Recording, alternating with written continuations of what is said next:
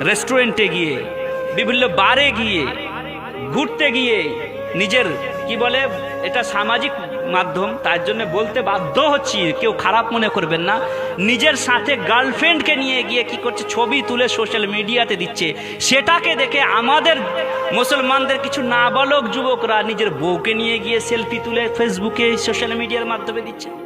শর্মে নবী, খৌফে খোদা, ইয়ে ভি নেই ও ভি নেই। আল্লাহ রব্বুল আলমিনের দরবারে যে কি মুখ দেখাবে, রাসূলের সামনে যে কি মুখ দেখাবে, এটারও ভয় নাই। আযাবের যে সম্মুখীন হতে হবে, এটারও ভয় নেই। বউ একটা প্রাইভেট জিনিস, সে প্রাইভেট জিনিসকে প্রাইভেটে রাখতে হয়। আল্লাহ রব্বুল আলামিন পর্দার হুকুম দিয়েছেন, সে পর্দার জিনিসকে, মা বোনকে পর্দার মধ্যে রাখতে হবে। কিন্তু এই নাবালক যুবক নিজের স্ত্রীকে প্রদর্শন করাচ্ছে গোটা বিশ্ববাসীর সম্মুখে, দেখো আমার বউটা কত সুন্দর। না।